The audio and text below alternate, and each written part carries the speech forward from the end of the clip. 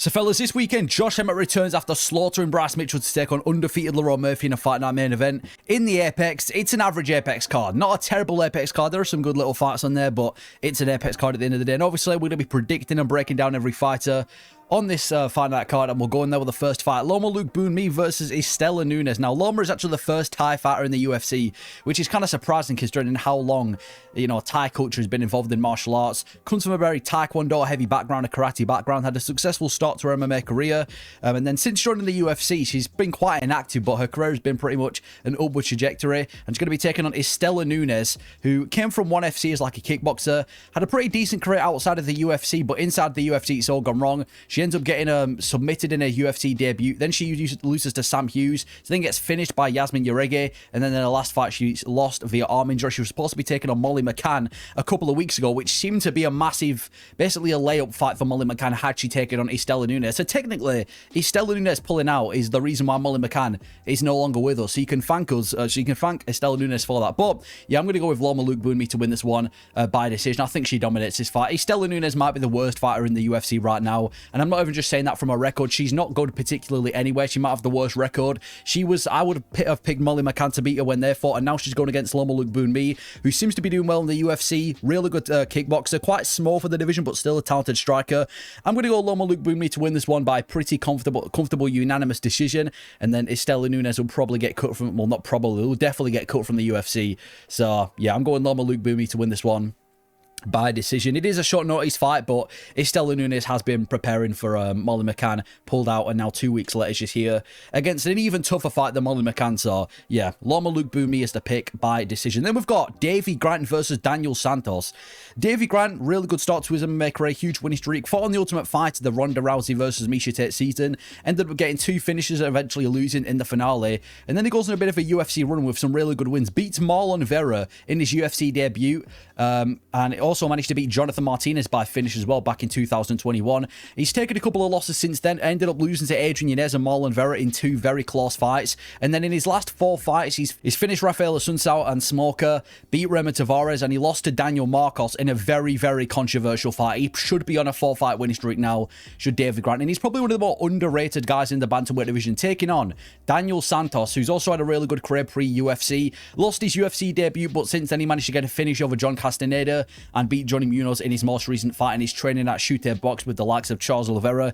I know the Brazilians, but I don't need to tell you that. You just need to look at where he's from and his hair color, and you can probably figure that out. I'm going to go dangerous Davey Grant to win this one by TKO in the 3rd round. Bit of a step down in competition for Davey Grant. Listen, Daniel Santos is talented. He actually fights very similar to Charles Oliveira with this heavy Muay Thai style in jiu-jitsu, but Davey Grant's an absolute dog. Yes, he's getting up there in age, but like I said, he should be on a 5-fight winning streak. The fight with Adrian Yanez, when Yanez was a prospect, could have gone either way. Apart from that, he's been finishing people. He roughed up Remy Tavares in his most recent fight. Should have beaten Daniel Marcos, who's probably the best unranked bantamweight right now. Davey Grant might be one of the most underrated, under-the-radar fighters. He's a very scrappy fighter, loves getting people in a dogfight, and he does it better than anyone. Really good striker, underrated grappler. I think we're going to see Davey Grant dog-walk Daniel Santos on the feet. Now, the thing that scares me about this with Davey Grant is the fact that he is getting up there in age. He hasn't been the most active fighter, even though we did just compete in December, but previous to that, he wasn't the most active. But I'm going to go Davey Grant. I think he gets to finish in the 3rd. Roughs up Daniel Marcos in the first 2, puts him in a bit of a dogfight, and then eventually gets to finish by TKO in the 3rd round. Daniel Santos has also been out for quite some time. He's also been quite inactive. I think the fight with Johnny Munoz might have been early 2023 or some shit. It's been a while anyway, but yeah. I'm going dangerous Davey Grant, one of the most underrated bantamweights right now, to go out there and beat Daniel Santos, either by decision, but I'm picking him to win this one by TKO in the 3rd round. I just think he smokes him. He's been beating people at better competition. Daniel Santos can't even beat Julio R, so I'm going to go Davey Grant by TKO in the 3rd round. Then we've got Victor Henry versus Pedro Fulcao. Victor Henry, really good career before the UFC, becoming a champion in the local organization. Ended up losing a couple of fights, puts up another big winning streak previous to the UFC. Ended up fighting in Rising as well, and again becoming a champion in the local organization. Also beat Kyler Phillips on the amateur scene. Since joining the UFC, he's been a bit of a win-loss fighter, with his most recent fight being him getting submitted by Charles Jourdain at UFC. I think it was Canada last year. Going to be taking on Pedro Fulcao. Now, Pedro Fulcao, another really good career before the UFC. The vast majority of his wins, or vast majority of his fights ended in a win. Had a boxing match and a grappling match. Comes to the Contender Series, gets a finish on the Contender Series. Has another win outside of the UFC, then loses his UFC debut to Victor Hugo on, I think it was like 2 weeks notice. It was really short notice. I'm going to go with the underdog here with Fulcao. I'm going to go Pedro Fulcao to win this one by decision. Victor Henry is a very high-paced fighter, but he hasn't impressed me. Pedro Fulcao, I really feel like this dude's legit. He seems to be taking his career seriously. He's had a really good career pre-UFC. The Victor Hugo fight was on short notice, and Hugo's an absolute dog as well. And I think it's going to be the grappling of Pedro Fulcao that wins this fight. I think he takes Victor Henry to the ground. We've seen Victor Henry struggle with his ground game on multiple different occasions, so I think we're going to see Pedro Fulcao take this fight to the mat, and eventually will just essentially just rack up the control time, put him in bad positions, deal some damage on the ground, and get the decision win. I was going to go submission, but I trust that Victor Henry's improved his submission game since facing Charles Jourdain, and it isn't even like Charles Jourdain is an insane submission artist either. He's a pretty solid striker with a decent grappling base, but he's mainly a stand-up guy, so I'm going Pedro Fulcao to win this one by decision. I'm going with the underdog. I think this is a bad matchup for Victor Henry. Another heavy grappler who's coming into the UFC. Seems to be taking his career seriously. Been working on his boxing as well. I'm going Pedro Fulcao to win this one by decision. Then we have Vanessa Demopuolos versus Talita Alencar. Now, Vanessa, she had a good career before the UFC. Managed to become LFA champion by beating Sam Hughes, which has aged quite well. Becoming a champion on the local scene. Ended up losing on the Contender Series to Corey McKenna. Then went 1-1 in her next 2 LFA fights, losing to Lupita Godinez, but it was a 5-round fight and it was an absolute war. And since joining the UFC, she's taken a couple of losses, but her career has pretty much been on an upward trajectory, and she seems to be doing quite well. And even her last loss to Amarin was quite controversial. Going to be taking on Alencar, who's a Brazilian Jiu-Jitsu, or comes from a Brazilian Jiu-Jitsu background, has a shit ton of grappling matches pre-UFC, came from a big grappling background, went 4-0 in her first 4 fights in the first 4 fights in MMA. Ended up having a draw on the Contender Series and losing her UFC debut to Stephanie Luciano, and now she's going to be taking on Vanessa Demopuolos. I'm going to go with Vanessa to win this one by decision. Listen, Talita Alencar, you know what you're getting with her. Good jiu-jitsu artist, good grappler, but Vanessa's been facing grapplers before, and she's looked really good with her takedown defense. She's actually quite a good anti-grappler, is Vanessa. I know she's just been submitted by Amarin, but previous to that, she has shown that she's got decent takedown defense, and her stand-up was pretty respectable too. She hasn't got terrible stand-up. She can hang on the feet. Definitely a better striker than Alencar. And when you're losing to Stephanie Luciano in your UFC debut, I don't trust her to face, I don't trust her to beat Vanessa Demopuolos, who's, I think, won like 6 fights in the UFC, much more experienced in the organization, decent anti-grappler. So I'm going to go with Vanessa Demopuolos to win this one by decision. I think she keeps the fight standing, picks apart Talita Alencar, and I even think she's a better wrestler too, unless Talita Alencar can pull off some sort of submission, which I know is a big if because she is a really good submission artist. I just don't think it happens. I'm going to Vanessa Demopuolos to win this one by decision. Then we have another women MMA fight, Dione Barbosa versus Diana Belbita. Now, Barbosa, another very jiu-jitsu heavy fighter, came from like teaching grappling pre-UFC, or pre-MMA should I say. Had a really good start to her MMA career, taking a couple of losses, ended up losing to Josiane Nunes at one point, but managed to beat Karine Silva as well, which has kind of aged well. Got a submission win on the Contender Series, won her UFC debut, but lost her last fight. So she's now 1-1 in the UFC. Going to be taking on Diana Belbita, who had a pretty good career before the UFC, a massive win streak, taking a couple of losses to notable names like Ariane Lipstiger de Silva, but so far in the UFC, she just hasn't really performed. She ended up losing twice to Molly McCann, with the most recent fight being her getting submitted by Molly McCann, which, if you know anything about Molly McCann, has aged terribly. I mean, losing twice in the UFC to Molly McCann, getting submitted as well in your most recent fight by Molly McCann is a terrible look. I'm going to go with Dione Barbosa to win this one by decision. I was even going to go with a submission. I think a submission here for Barbosa could be a pick. But yeah, Diana Belbita, she's not really UFC worthy. She was getting dominated by Molly McCann. Even on the feet, she was getting outboxed. She got taken down and submitted like it was nothing. She looked terrible in that fight. She has got a couple of wins in the UFC, but you look at who she's beaten. Hannah Golde. Is she really UFC worthy? I'm going to go with Dione Barbosa to win this one. I think she just completely, everywhere the fight goes, I think she beats Belbita. I think she can stand with her and beat her on the feet, and I reckon if she wants to take her down, she can take her down, put her in bad positions, potentially get a submission. But I think picking a women MMA fight to end in a finish is quite a, it's a risky thing to do. I'm going to go Dione Barbosa by decision. Then we've got Rhys Mckee getting once again another shot at the UFC against Daniel Frunza. Now, Rhys Mckee, very dangerous guy. Every single one of his wins come by way of finish. Had a really good career before his first UFC run. A lot of wins. Managed to become a BAMMA champion, which is like a big organization in the UK. Debuted against Khamzat Chimaev, and obviously inevitably got taken down and mauled by Chimaev, and then lost his second fight to Alex Morono. Picked up 3 finishes outside the UFC, becoming Cage Warriors champion and defending it. Lost his last 2 UFC fights in his new run to Chidi Nzechukwu, which has kind of aged well, and Angelou. So going to be taking on Daniel Frunza, who's another dangerous guy. 8 wins by knockout, only one decision. Good career before the UFC. A lot of stoppages, like I just said. Got a good stoppage on the Contender Series and now is making his UFC debut against Rhys Mckee. I don't think Rhys Mckee's really UFC worthy. I'm going to go with Daniel Frunza to win this one by KO in the first round. I think when you look at the two of them, Daniel Frunza is definitely the more talented guy.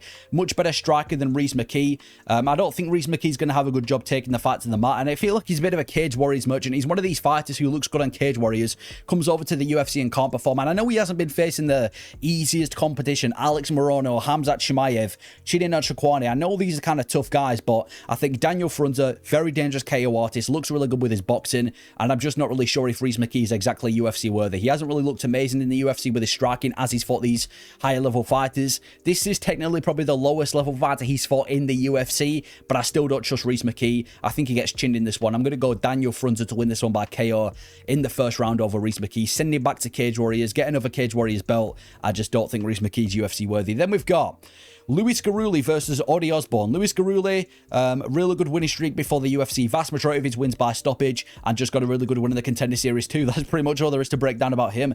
Odi Osbourne, bit of an up and down career before the UFC. A lot of wins though. Got a good win in the Contender Series to get a UFC contract. Then after that, he took a couple of losses to notable names like Brian Kelleher, Tyson Nam. Ended up getting brutally KO'd by Manel Kape as well. But he has also got a couple of good wins on there. I mean, he beat Charles Johnson. I know it was a short notice fight, but he still managed to get a good win over Charles Johnson. But since then, hasn't really been looking amazing for him. He's been submitted by Azu Amabayev with his only loss. He then got finished by Jafel Filo. And in his most recent fight, he lost a controversial decision to Ronaldo Rodriguez, which hasn't really aged well. And I don't think anyone really expected Rodriguez to go far in this division. I'm going to go Louis Gurule to win this one by decision.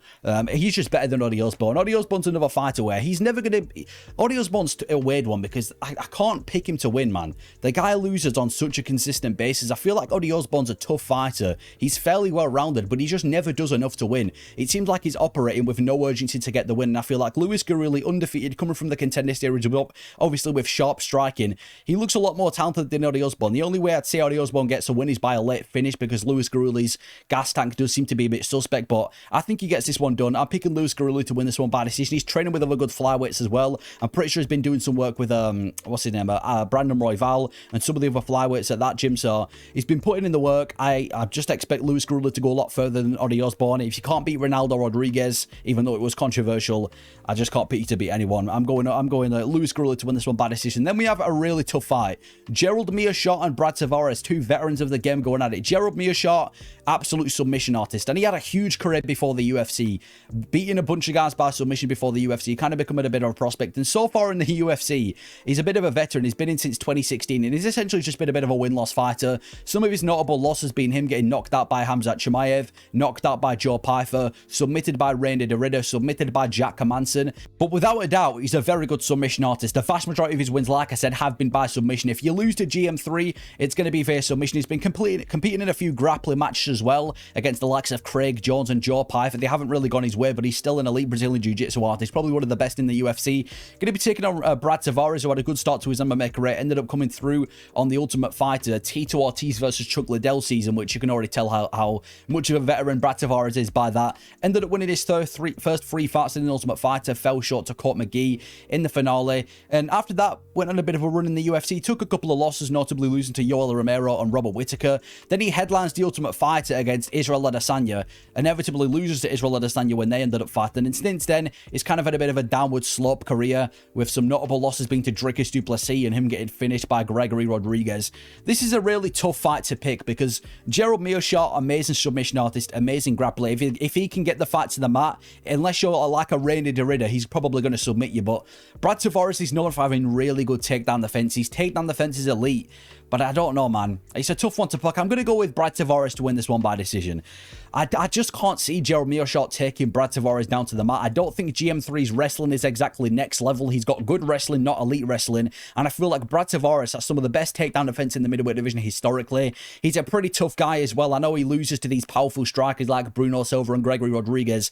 Gerald Meerschaert genuinely has zero threat on the feet. He got dropped by Rainy Derrida. So I think we're going to see Brad Tavares piece up Gerald Meerschaert on the feet, avoid tricky situations. I can see a couple of times where GM3 can get Brad Tavares in the clinch and maybe threat a takedown or threat a submission, but I just think Brad Tavares, he's already a good anti-grappler as it is. I think he keeps the fight standing and wins a unanimous decision. I think it could be a bit of a boring fight though, because Brad Tavares, he doesn't really do enough on the feet. I feel like he doesn't really put the pedal to the metal enough. He could have finished Chris Weidman when they fought.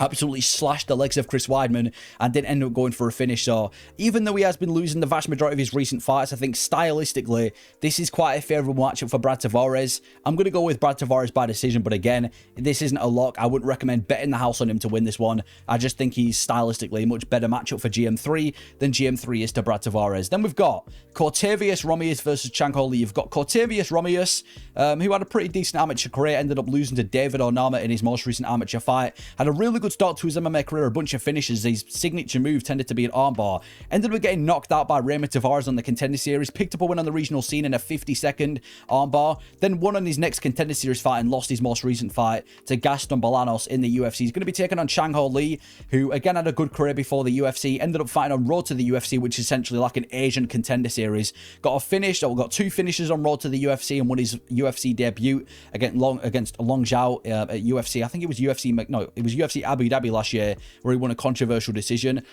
Another really tough one to pick between two fairly lower-level fighters. I'm going to go with Chang Lee to win this one by decision. Cortavious Romious, he's not a fighter that I can really trust to win this one, especially after his last loss to Bolanos. I think Chang Lee's definitely the better striker than Cortavious Romious. We know that Cortavious Romious can't really handle good strikers, as he should against Gaston Bolanos. I think Chang Lee's going to do enough with the striking. I think when it comes to grappling, Cortavious Romious, that's where he has an advantage with the jiu-jitsu and with the wrestling, but his gas tank is awful. Gaston Bolanos is a one-dimensional striker, and he was out-wrestling Cortavious Romious in the third round of their fight. I don't trust Cortavious Romious. I don't think he's UFC-worthy. He couldn't even get past the Contender Series when he fought Raymond Tavares. So I'm going to go with Chang Lee to win this one. He's built himself up. He went on Road to the UFC. He seems to be a good grappler, and I think he's a better striker than Cortavious Romious too. I'm going to go Chang Lee to win this one by decision. I just don't think Cortavious Romious has really proved to be UFC worthy, so Chang Lee is the pick by decision. Then we have the big boys going at it. Kennedy Nzechukwu versus Martin Buday. Kennedy Nzechukwu, only 2 fights before his UFC contract, or his Contender Series contract, and he debuted at 18 years old, which is quite a late start to his MMA career. Came through in the Contender Series, got a decision win, but ended up not getting a UFC contract, so we went back to the regional scene, got 2 finishes, got another shot at the Contender Series where he got a good win over Brian on the Contender Series, finished him, lost his UFC debut to Paul Craig, goes on a 3-fight winning streak, including a good knockout win over Carlos Ulberg, which has aged amazingly. And then since then in the light heavyweight division, he took a couple of losses. He was a bit of a win-loss fighter, couldn't really put together a big streak, and then ended up moving up to the heavyweight division where he knocked out Chris Barnett in the first round and knocked out Lucas Brzezinski in the very first round. He's going to be taking on Martin Buday, who had a really good career before the UFC with a lot of finishes, ended up becoming an Octagon champion, got a finish on the Contender Series followed up by a win over Chris Barnett, and there's another win. Seemed to be getting stringing together some wins in the heavyweight division until he ran into Shamil Gaziev, where he ended up getting absolutely beaten the crap out of by Shamil Gaziev, and now he's coming off a really uneventful win over Andrei Arlovsky, which again, it's Arlovsky at 58 years old, not the most impressive. I'm going to go Kennedy Nzechukwu to showcase that light heavyweight power and knock out Martin Buday in the first round. Now, I've said the same thing about Ryan Spann against Waldo Cortez Acosta, where, you know, is this light heavyweight moving up? But Kennedy Nzechukwu's actually proved that he can adjust to the heavyweight division. Very dangerous striker is Kennedy Nzechukwu. Well, very dangerous everywhere, but now that he's moved to the heavyweight division, he's had a lot of success. Battered Chris Barnett, knocked out Lucas Brzezinski. I know these are much lower level fighters, but you look at Martin Buday, it isn't even like he's going out there and dominating his fights against high level fighters either. He beat Arlovsky, Josh Parisian, not in the UFC anymore, Jake Collier, not in the UFC UFC anymore. Lucas Brzeski did it in a worse fashion than Kenny Nzechukwu, and Martin Buday just got a really weird style of holding people against the cage and clinch fighting. That is genuinely Martin Buday. He gets you against the cage, knees you in the body a few times, hits you in the clinch, and that is genuinely style. Very boring. I think Kenny Nzechukwu is going to avoid that, and I reckon he's going to clip Martin Buday coming in.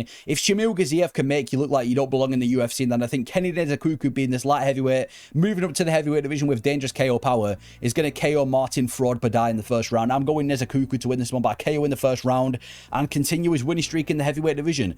Then we've got Robert Valentin versus the future greatest of all time, Torrez Finney. You've got Valentin, who had a bit of a dodgy career outside of the UFC, ended up losing to Ibo Aslan at one point, and obviously became a massive prospect. Then went on the Ultimate Fighter, won 2 straight, finished 2 straight on the Ultimate Fighter, and then eventually ended up losing the finale. He's going to be taking on Torrez Finney, who genuinely looks like Mike Tyson in his prime, and he might have the thickest neck in UFC history, and he's also setting the record for the only man to win on Dana White's Contender Series on 3 different occasions. He comes from a collegiate wrestling background, actually competed in football as well, NFL, not NFL, but American football before the UFC.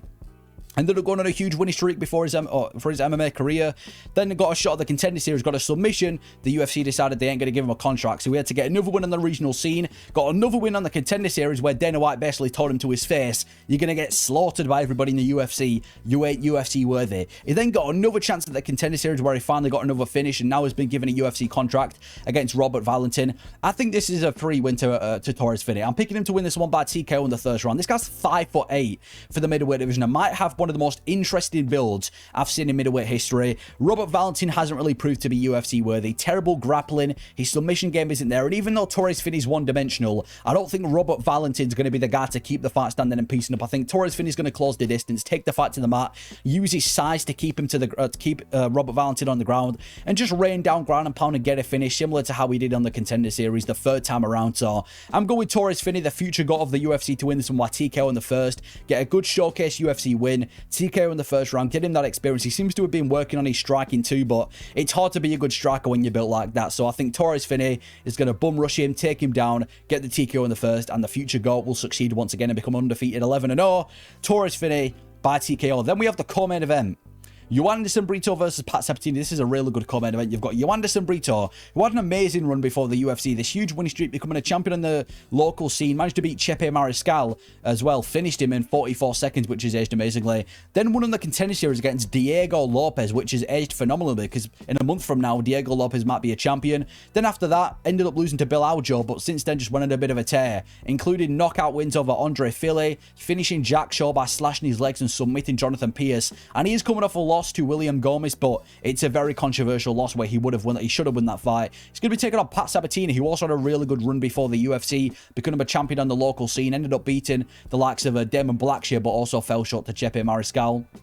Started off his UFC career on a 4-fight win streak, ended up getting finished by Damon Jackson of all people, got a submission over Thomas Almeida, got finished by Diego Lopez, and then in his most recent fight submitted Jonathan Pearson. He's been competing and doing his thing outside of the UFC in grappling matches. He's had a bunch of grappling matches, won all of them, beating the likes of Alex Caceres and Nico Price as well. So he's been doing his thing. Very creative grappler is Pat Sabatini, but I'm going to go with Anderson Brito to win this one by decision. Anderson Brito, I've said this before and I'm going to say it again, he's one of the best unranked featherweights. Knocking out Andre Fili, submitting Jonathan Pierce, destroying Jack Shaw, finishing Wilson and Alexander, beating Diego Lopez, and he should have beat William Gomez. He's an amazing fighter as Anderson Brito. Really good jiu-jitsu, really good striking, very high-paced as well for the featherweight division. The only worry that I've got in this fight with Anderson Brito is the fact that he seems to put himself in grappling situations in nearly every fight. William Gomez was able to reverse him and not deal damage, but put him in bad situations with grappling. And William Gomez is one of the most one-dimensional fighters in the UFC. Jonathan Pierce was dominating Anderson Brito with the wrestling before he got submitted. So I just worry that maybe Pat Sabatini, being the creative grappler, can manage to hit this fight to the mat and get a submission over Anderson Brito. But I think out of the two of them, I trust Brito more. I think he's got more potential. I think he keeps the fight standing, avoids danger when there is grappling situations, and I reckon he goes out there and just pieces up Pat Sabatini on the feet. So I'm going Anderson Brito. Hopefully he can get a ranked fight after this to win this one by a unanimous decision via the striking. And then we've got the main event. Josh Emmett coming off that brutal win over Bryce Mitchell, one of the most brutal wins in UFC history, taking on undefeated Lerone Murphy from the UK. Now, Josh Emmett, before MMA, had a collegiate wrestling background, had a really good start to his MMA career, becoming a double champion on the local scene.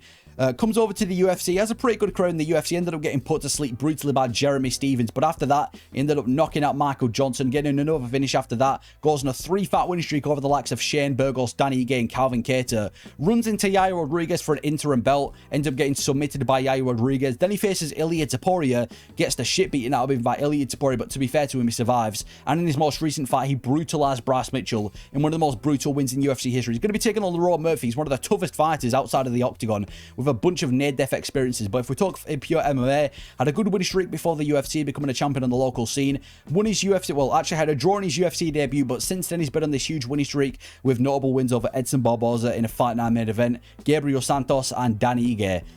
Here's the thing, Lerone Murphy's a better fighter than Josh Emmett. He's got better wrestling, he's more well-rounded, I think he's got better technical striking, but one thing I don't like about Lerone Murphy is the fact that he does seem to be quite chinny. Don't get me wrong, very tough. He can get put in a dogfight and that's where he shines.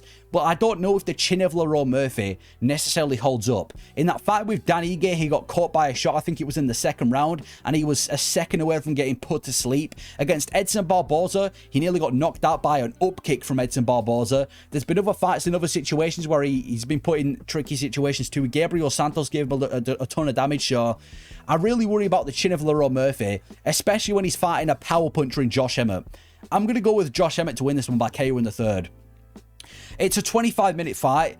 Like I've just highlighted, I'm not a massive fan of the chin of Lerone Murphy, and he's facing the most powerful guy in the featherweight division. I believe at some point in the fight, we're going to see Josh Emmett clip Lerone Murphy. I really don't think Lerone Murphy takes the fight to the mat either. I mean, Josh Emmett's tough as nails. He had to go through Topuria for 5 rounds, so I don't see Lerone Murphy finishing him, and I don't see him necessarily dominating Josh Emmett with the grappling. I like Lerone Murphy's grappling, but I don't think it's that good to the point where he's going to be able to dominate Josh Emmett, who's a pretty good wrestler too. I think we're going to see a stand-up fight where the better technical striker is Lerone Murphy, but Lerone Murphy's got to be perfect for 25 minutes. Josh Emmett's got to be perfect once. And even on the topic of Lerone Murphy, when he fought Edson Barbosa in that 25-minute fight, he got caught a lot by Edson Barbosa. They were both bruised and bloody, but Edson Barbosa was giving it a go. And if Edson Barbosa's landed on you that many times, all it takes is one big shot from Josh Emmett. I think this is a bad matchup for Lerone Murphy. I'm going to go with Josh Emmett by KO in the third round. No reason why I've picked the third round specifically. I just think at some point in the distance, Josh Emmett's going to clip Lerone Murphy.